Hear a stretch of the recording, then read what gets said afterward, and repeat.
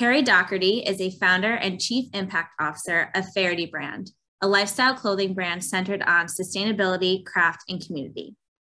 Prior to starting Faherty, her background was in law, human rights, and mindfulness. She is an entrepreneur, an avid writer, and mindfulness student. She's passionate about using creativity and community as a tool to cultivate joy. Her first book, Somewhere Right Now, came out in March via Penguin Random House. There it is.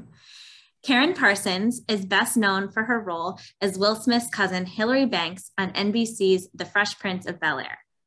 After leaving acting behind, Karyn went on to find and produce Sweet Blackberry, an award-winning series of children's animated films to share stories about unsung Black heroes in history.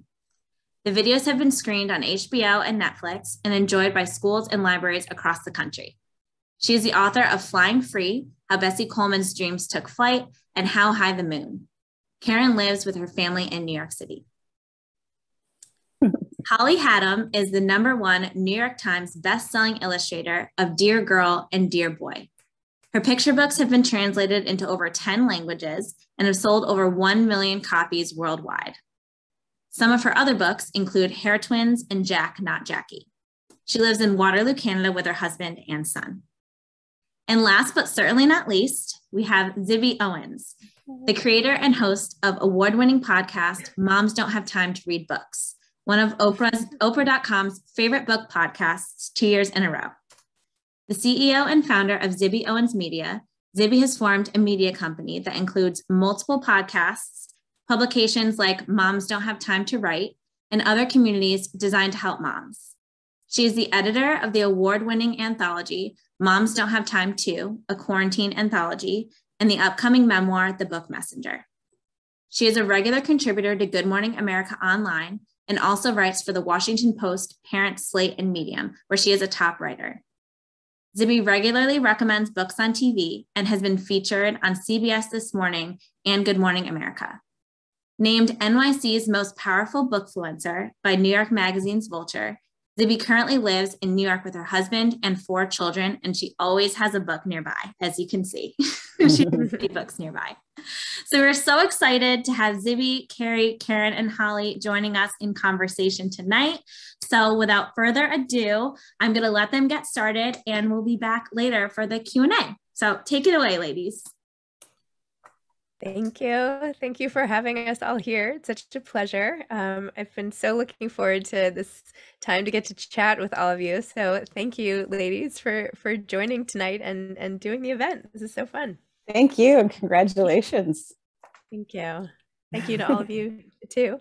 And to Holly, right? Without Holly's amazing illustrations. In case you can't see the 57 copies behind me of Princess Charming, I'll just hold one up here. What I was hoping is that each of you could read a little bit from your books so that listeners and future watchers of this can get to know the style. I guess we're not allowed to read the whole books, but we'll give everybody the cheat sheets by starting. So Kerry, maybe you could start and just read, I don't know, the first 5 pages or whatever, 5, 10 pages. I don't know. Just don't read the whole thing or you're going to be in trouble. I won't read the whole thing. Context. I wrote this during COVID when all of us were stuck in the house. I have 2 kids. We were living with my parents, a lot of big feelings. And so I wanted to write a story about a whole family, mom, dad, kids who were having hard feelings, and the ability to visualize that no matter what's happening within the house somewhere right now, something beautiful was still unfolding. So I'll just read the first couple pages. I'll start on the second page. Alma hid under her cozy favorite blanket. It's so dark and stormy outside. I feel so scared. Mommy scooped up Alma and held her tight. She understood what it felt like to be scared. Sometimes when I'm scared, Mommy whispered, it helps to imagine that something beautiful is happening in the world. Take a deep breath and imagine that somewhere right now, a giraffe is grazing on apricot leaves under a pink savanna sky. Alma took a deep breath, imagined, and felt better. And then I'm just going to read the last couple of pages because I really wanted to have a book where a dad had a hard feeling and felt sad, and a mom had a hard feeling and felt exhausted. So this is the last couple of pages. Mommy looked around her small home and saw a huge mess. She let out a great big sigh. The days are so long with so much to do. I am so tired. Alma and Jack and Daddy came to her side and gently rubbed her back. They understood what it felt like to be tired. Sometimes when we're tired, Jack said to his mommy, it helps to take a deep breath and imagine that somewhere right now, a family is safe and smiling in their home, Daddy finished. And Mommy took a deep breath, looked at her family, and felt better. That's beautiful. I love that. Shout out to Susie Mason, who's my illustrator, who really completed this vision. That's great. Did you do these type of meditative moments when you were all together and stressed out and everything? We tried it all. Copious amounts of ice cream, screen time, and sometimes mindfulness. That just about sums it up. That's a pretty good. It's pretty good. Anyway, wait. Before we move on, Kerry, had you ever considered writing a children's book? Why a children's book? And what was it like for you writing this? So I've always been an avid writer. And I met Margaret Anastas, who Zibby shares as a publisher. I'd met her 12, 15 years before when I was teaching mindfulness full time to kids. And she said, I think you have a kid's book in you. And I said, I think I do too. 15 years went by. COVID hit. And then I did an Instagram post on Faraday Brand, which is the family clothing company I have. And it just said, I know things are hard right now, but somewhere right now this is happening. And Margaret called me and said, that's the name of your book. You have 6 weeks to write it. Let's go. Wow. That's great. By the way, for those who are not familiar, it's not just some clothing brand that my family happens to run. Faraday Brand is amazing. And if I weren't wearing the sweater that I got as a gift today, I would be wearing it because I wear Faraday Brand all the time. It is amazing. The clothes are so comfy and they're so flattering and they're awesome. And anyway. You rock it so well. Oh my gosh. I'm your biggest fan. This is embarrassing at this point. Amazing. Okay, Karyn, can you read a few pages and start like Kerry did and just explain the motivation for the book and the whole series, really? Okay. Yeah, I'm going to be reading a little bit from Saving the Day, which you held up earlier, but I know in the intro, excuse me, when I was introduced, it wasn't in my bio. This just came out a few months ago. So it wasn't in that bio, but Saving the Day, Garrett Morgan's life-changing invention of the traffic signal, with illustrations by R. Gregory Christie, who's incredible. This is a Sweet Blackberry book. This is from my series, Sweet Blackberry. It's an organization that I founded with the whole mission is to bring little-known stories of African-American achievement to kids, stories you don't hear about so much. My mom was a librarian, and when I was a kid, she was a librarian, but then as an adult, she was still a librarian. She would call me and tell me stories that she came across in the Black Resource Center that she headed. And she would tell me about stories that were just amazing that I had never heard of in school.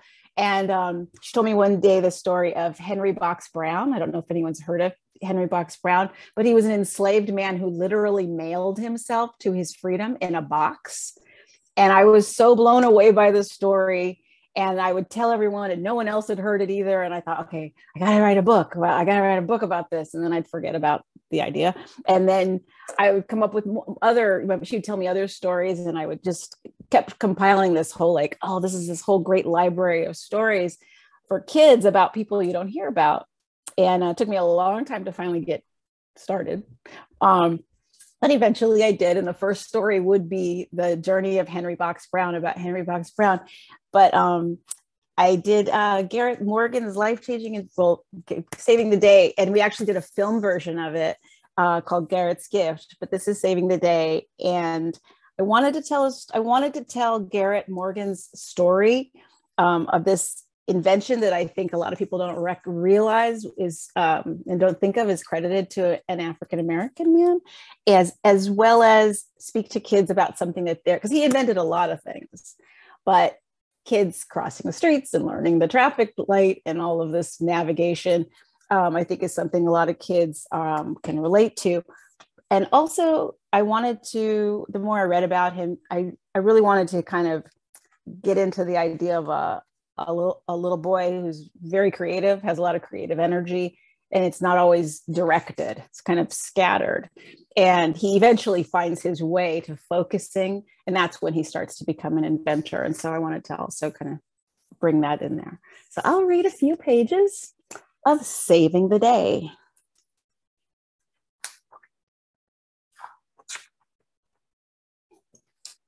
Let's see if I can do what Kerry did so well.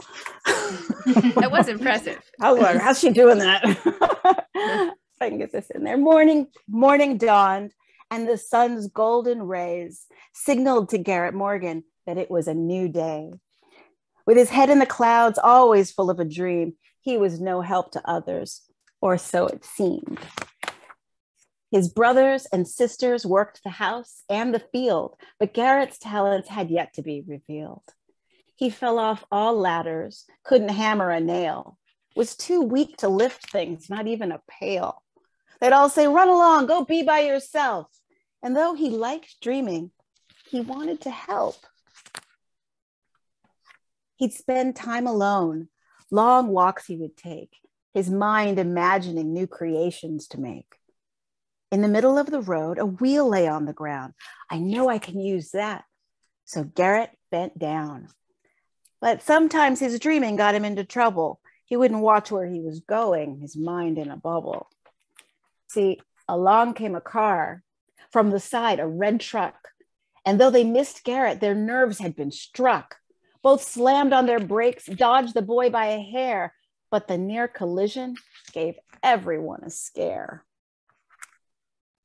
I'll stop there. That's great. Thanks.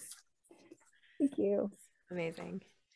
You know, the previous book the one that came out before, I think that's the one right behind. That was on my school's reading list, just so you know. Oh, no kidding. That's Bessie Coleman's story. Yes. Right? Yeah, that was a story of Bessie Coleman, the first Black female aviator who actually got her pilot's license before Amelia Earhart. And we hear so much about Amelia Earhart, but we don't hear about Bessie. And she was an amazing woman, half African-American, half Cherokee. And, you know, nobody would teach her how to fly in the United States because she was a woman and because of being a woman of color. And so she said, yeah, I'm going to go to France. And she got a sponsor to give her, or sponsors to help her take a boat and spend months. She learned the language and some things about the culture, took a boat over and spent months and months learning how to fly and came back this incredible hero. And she's just an amazing, she's such an inspiring person and such an inspiring story. And I really wanted to bring her story to kids. That's amazing. Yeah. By the way, does it bother you in your bio when they say that you're best known for something that happened a while ago, when here you are like with this whole, you know, really important, amazing venture of film and books and all of that stuff, or not? You know, or it doesn't, because it's just a way of communicating. You know what I mean? It's like, because if you didn't say it, and people might be going, she looks familiar. What is she? You know, and they're distracted because they don't know where they know you from. And then they go, oh, why didn't somebody just say she was on that show? You know, it's just a matter of communication. And in all honesty, that's been such a gift to have a place in a lot of people's lives and in a lot of people's hearts because of their experience watching the show growing up or whatever. And, you know, I used to be very kind of like, cynical about it and dismissive of it. And it's like, people would say, I loved the show. And I would just kind of like, oh yeah. And then I didn't want to like let it land on me.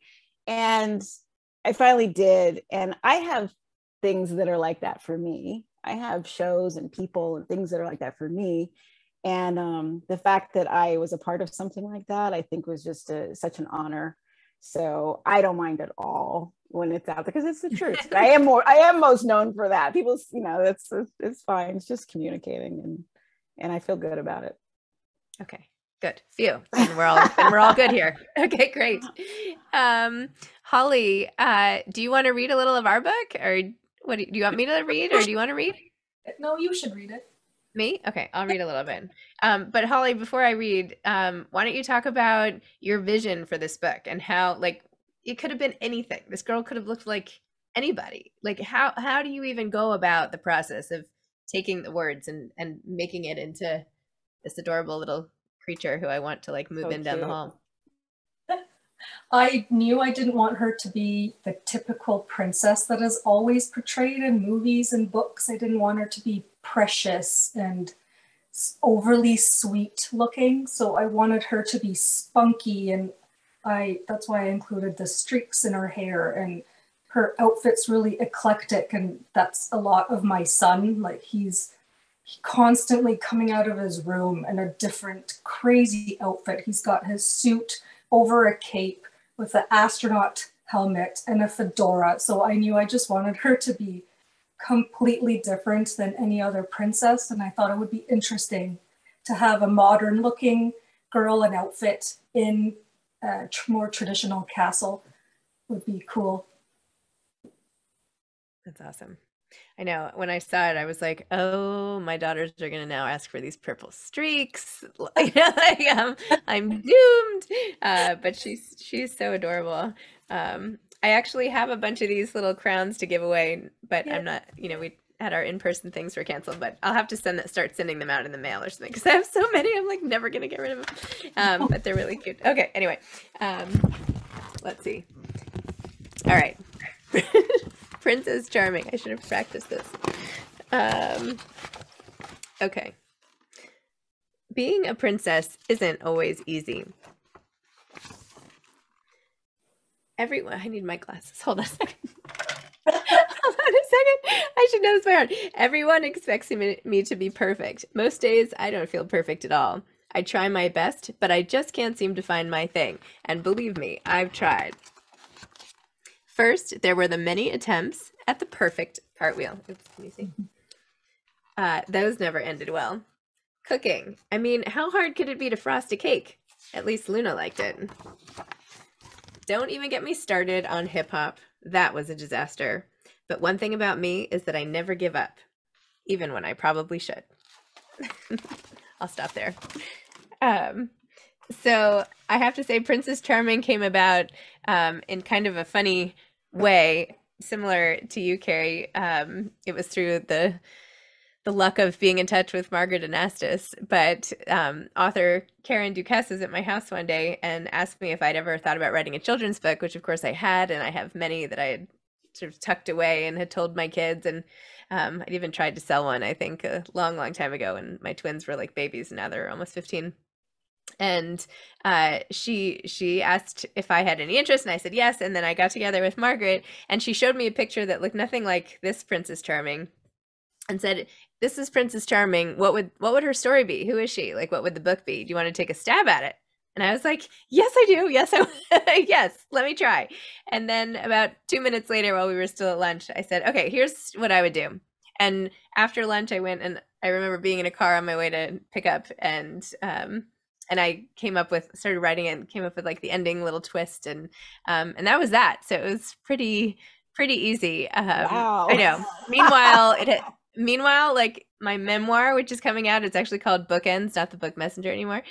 I've spent literally like 20 years trying to get this book into the world. I've had like so many heartaches and crying and different proposals and different attempts and pages, and it's been so hard, and now it's finally coming out, and this just kind of fell into my lap, so I couldn't believe it, and it's been such a joy, and then to get paired with Holly was so amazing.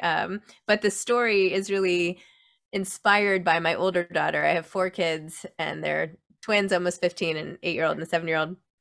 But it's my older daughter who, when she was younger, just could not seem to find her thing. And a lot of her friends could, and she kept trying all these different activities, and was just feeling like, why isn't there something that I'm like super good at? And I finally said, you know what you're good at is that you never give up. Like, look at how hard you try. You tried all these new things all the time. And that is way more important than mastering a cartwheel or whatever skill you need early on. It's the determination and the resilience. Anyway, she kind of bought it for a while, so that was good. And no, I'm kidding. I really do believe that. And I wrote a piece for Thrive Global today about how I really believe that we should let kids experiment more and not have them feel pressured to find their thing so early. And I started by talking about when in first grade, when all the moms were like, well, all our kids are doing travel soccer. And I was like, my son can barely tie his shoes. He's not doing travel soccer,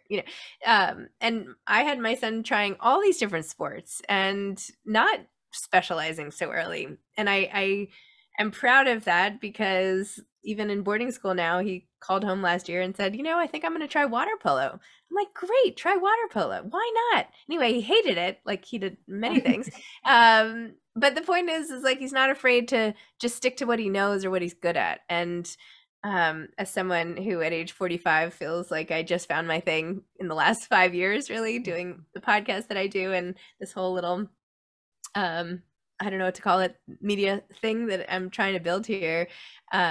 If I had been afraid to try, it never would have happened. But it's like, you have to try. And if you don't have that mindset, then you're missing out. So anyway, that's where this book kind of came from. And I'm curious what your thoughts are about early specialization, either through even with kids doing sports or just like being sort of siloed as the actress or the, the whatever, this girl, she's so good at, I don't know, figure skating, or I don't know, whatever the kids are really good at early, versus letting them kind of explore. So curious what you think. I mean, if I ever were to write a memoir, it would be called The Lazy Wife and Mom. Like, I am so lazy. And I think I was groomed at a young age to like do so much. And like, I played a sport in college, and then I went to law school. And by age 28, I was like, I want to retire and like write poetry, and I'm over this shit.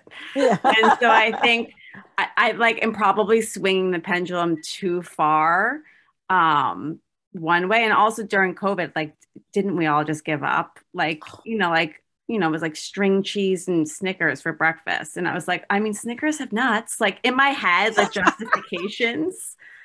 So I fully support not specializing kids. But I'm also saying that so I feel better about myself as a mother. But yeah, I think like, letting them experiment. And I think about my own life. I've had, so many different career trajectories, and I'm only 38. It's like, we don't have to have it figured out.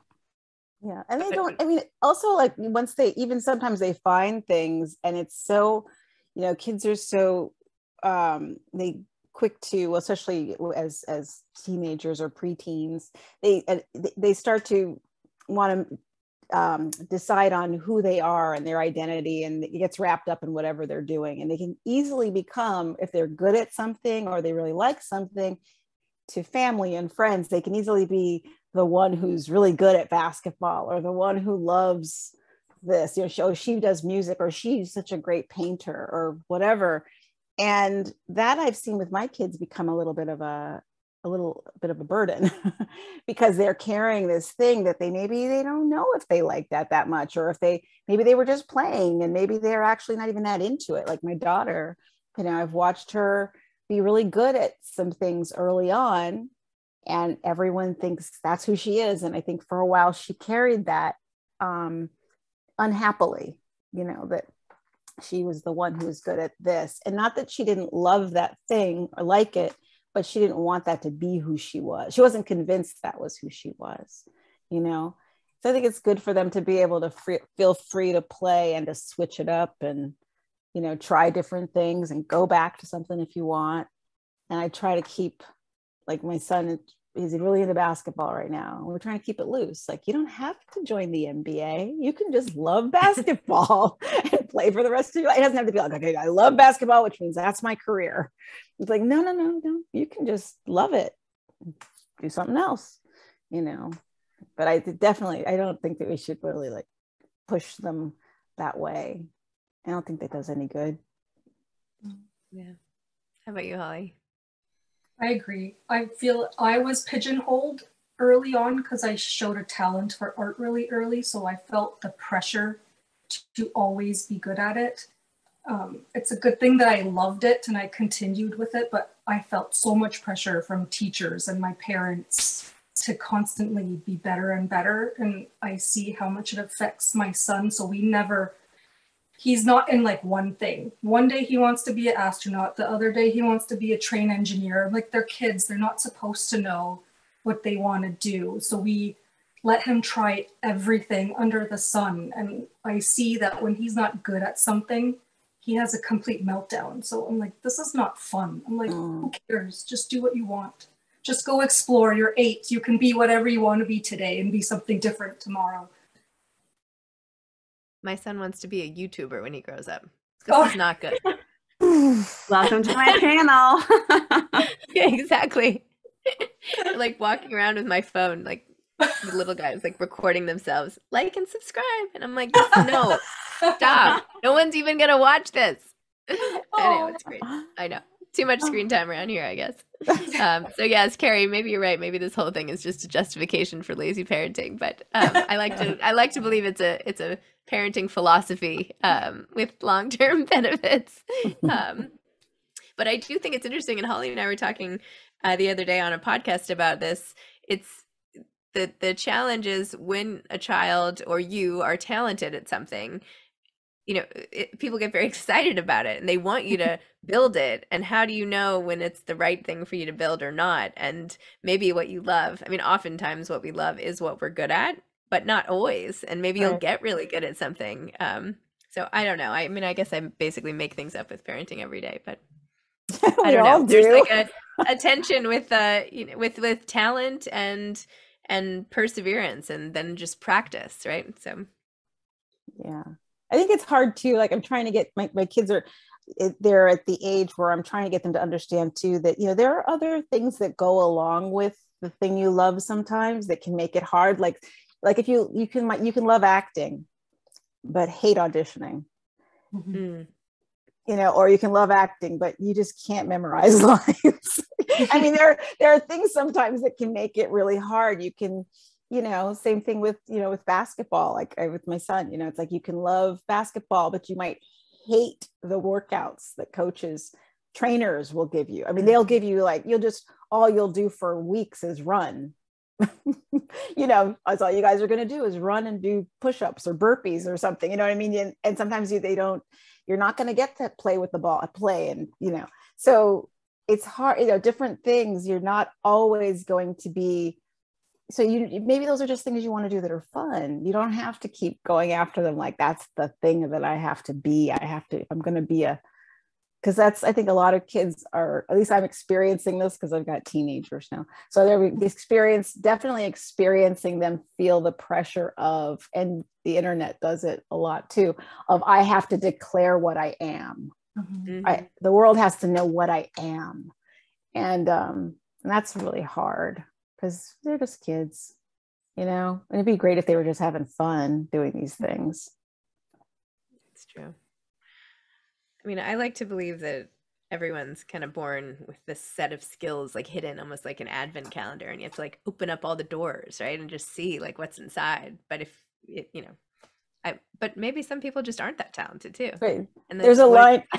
No, there's maybe not. I was gonna say there's a bit in Saving the Day. There's a line where because when we did it as a film, it was called Garrett's Gift.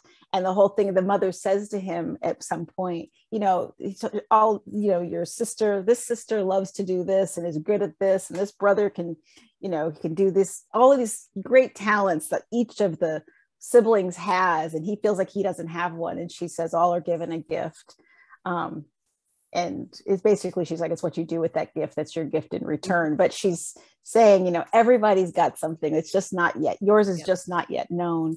What you do with that gift. And I don't remember the rhyme, but it's something like that. It's like Encanto, as all the kids are watching. Have you guys seen that new Disney? It's I haven't seen it yet. It's so beautiful. Yeah. We take Encanto drawing classes on OutSchool. We are obsessed. My son right now literally has me transcribing Turning Red, the movie. So this is like so embarrassing. I don't even know why I'm saying this. But he puts it on my phone and then he pauses it every few words and I type in the lyrics so that he can act it out afterwards. Oh, that's so cute. Cute. Yeah, it's cute, but it takes a really long time. You have to do your part.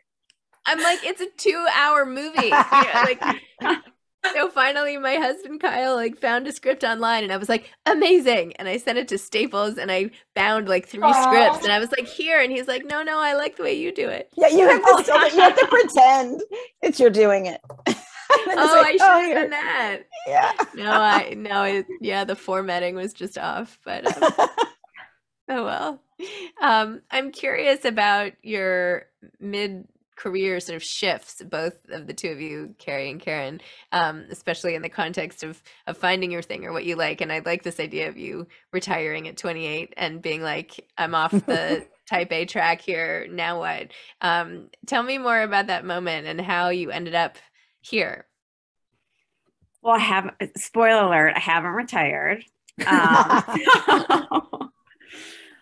I have 2 jobs, writing and our clothing company. But I do think, when I think about following what I love, like I love people, I love community. When I was teaching mindfulness full time, that was like, I had so much joy in that. And then when my husband and brother-in-law were like, we want to start a clothing company. This has been our dream. Will you help us start it? I was like, and now I'm in retail? Like, what is happening? But for me to be able to kind of take the gifts of the things that I love, which is around impact and sustainability and social justice, and weave that into the company, has been, for me, such a good lesson of like, wherever you are, you can be bringing these offerings, even if it's not in the traditional sense of what you would think that it could be. And when we have, interns or college kids or high schoolers who are, who come in for an internship at Faraday, I always tell them that too, that it doesn't, how we show up is in and of itself can be a gift, even if it's not directly applicable to like what we learned in school. That's great. So what happened so you left law, you started teaching mindfulness classes. Now are you still doing any of that, or are you full-time with the business? And what do you do for the business? Like what? So full-time with the business. So my job's technically Chief Impact Officer. So it's our sustainability initiatives, culture, brand. We have an ongoing event series called Sun Sessions. But I do, we do mindfulness at every team meeting. So it's really woven into like the ethos of kind of how we show up every day. And then at our event series, even if we have like a big musician coming, we'll ground it in some form of mindfulness. And then for me, like the law degree, I clerked at the ACLU. I was doing a lot of social justice in that. It's like, okay, well then what type of factories are we choosing, and what's our minimum wage, and how are we investing in the land back movement and getting closer to the farms in which we're sourcing our materials. So all of it is, it's not a clear path, but to me, I'm still trying to find those threads of the things that really, motivate me and I'm passionate about. This is sounding like a memoir. This is good. I can feel it, like the threads of the story. It's pretty cool. That's wonderful. It's great advice and a great approach. Yeah. Awesome. What about you, Karyn? How did you go into phase 2 of life and end up with the movies and the books? And I was a kid who at 6, and we were talking about kids talking about what they want to do. I was that kid at 6 who was like, I'm going to be an actress. I'm going to be an actress. I'm going to be an actress. And I just kept year after year after year. My mom thought for sure I was going to grow out of it because I was just determined. I had to see every movie that Jodie Foster was in. And I had, I was like doing little plays around the house. And I got into acting classes and workshops and, and got an agent through a workshop. And, it was relatively early to get such a big break on The Fresh Prince. I did other things, but and I loved acting, and I had never stopped loving acting.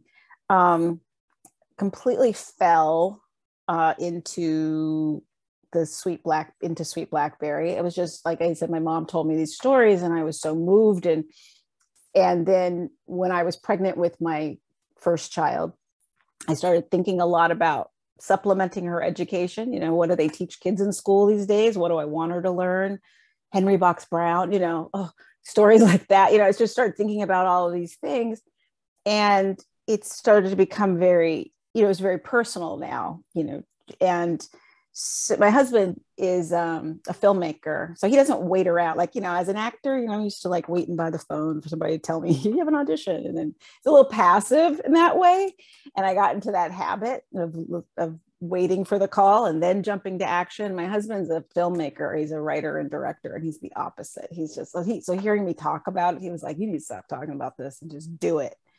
And so I didn't know how, and figured it out, and was able to make these little films first. And then, you know, now I'm very happy to have Little Brown publishing the books. But it really was just, I wanted to get the stories out. That's how it started. I wanted to get the stories out. Now, I had been writing and I loved writing and I was writing, but they didn't feel related. I felt like, well, somebody has to write the scripts for these little movies that I'm making before they became books. And so I'll do it.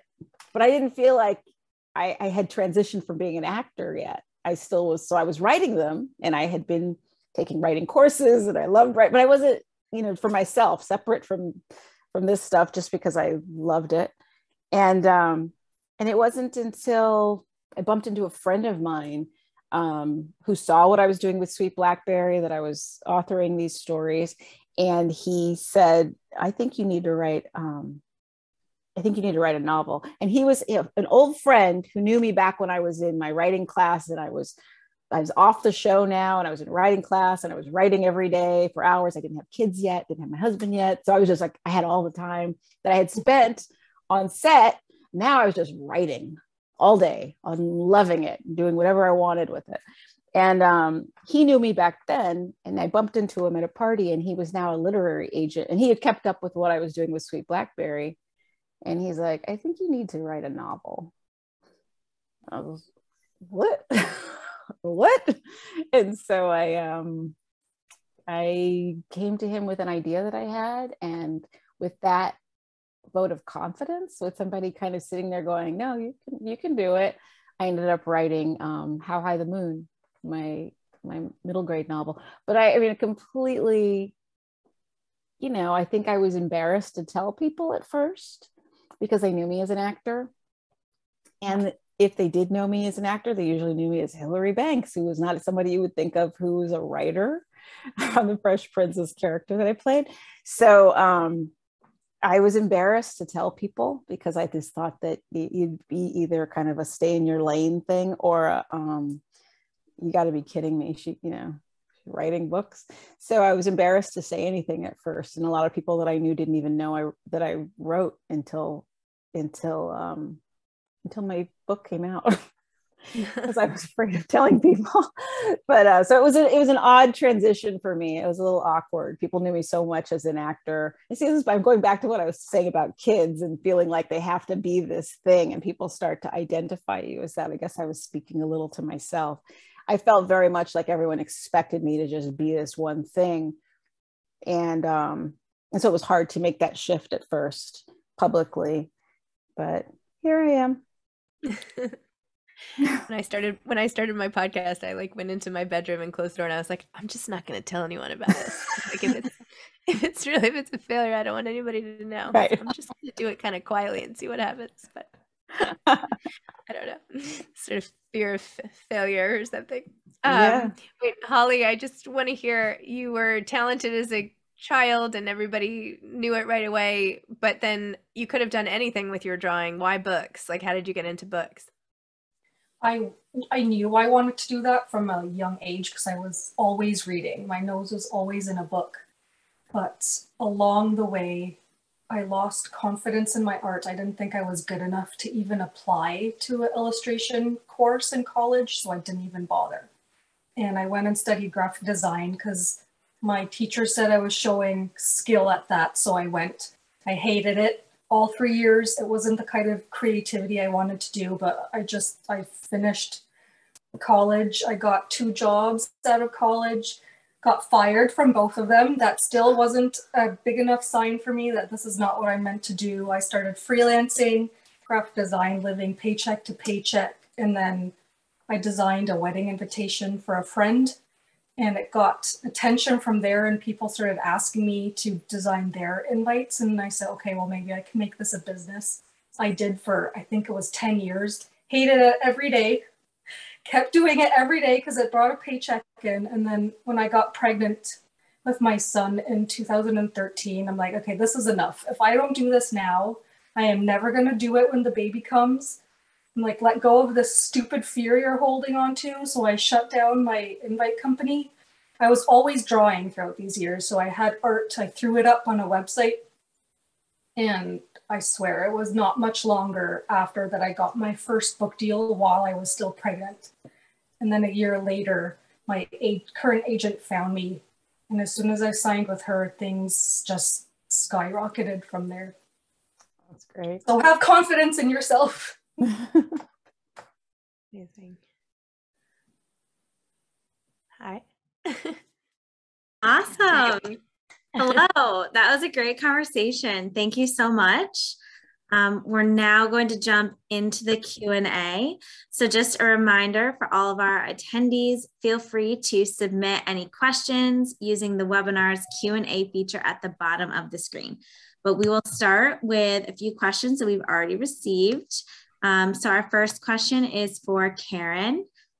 Did you always plan to write your books as rhyming text? You're great at it. Oh, that's very sweet. Thank you. You know, it's funny, when I started the Henry Box Brown story, as I mentioned earlier, that was the first story that I wrote, and it was for for the films. And I had talked so long at that point about wanting to start Sweet Blackberry, an organization that brought these stories to kids about real people you don't hear about in history. I had talked about it so long, I wanted to do it. And I knew I wanted to do the story of the journey of Henry Box Brown, or the story of Henry Box Brown, this enslaved man's story.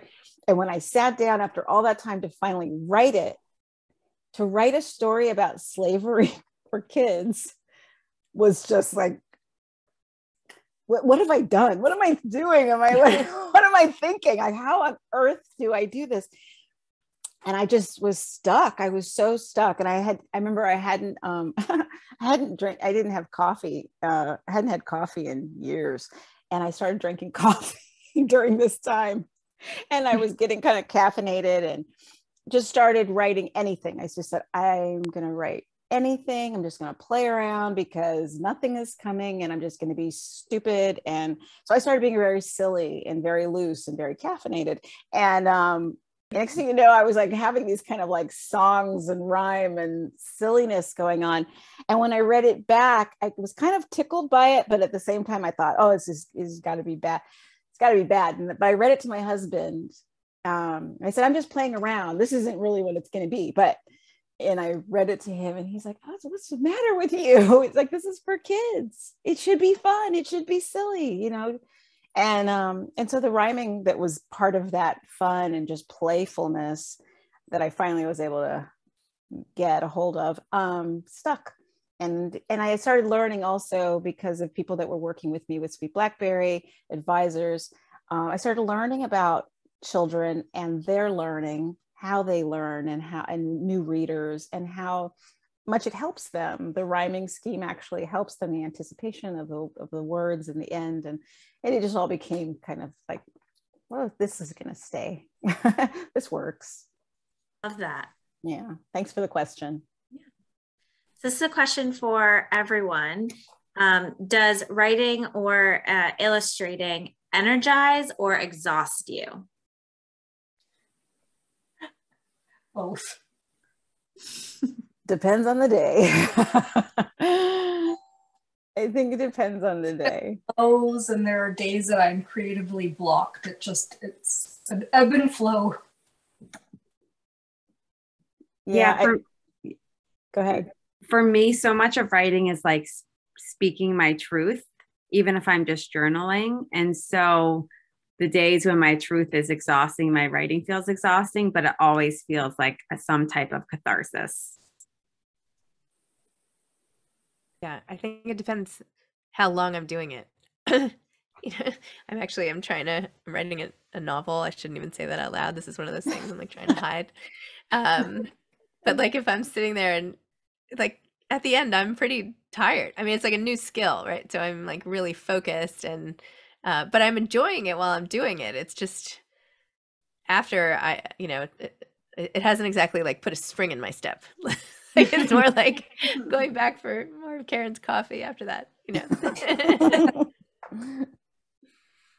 So how many unpublished or unfinished books do you have, if any? I know, Zibby, you mentioned earlier that you wrote a bunch of books that never really saw the light of day. Is that the case for everyone? Or, do you have any that, maybe one day you might choose to publish? I definitely have a couple things that I'm hoping will become something, that will see the light of day, I hope. Are there any teasers you can give us? Any what?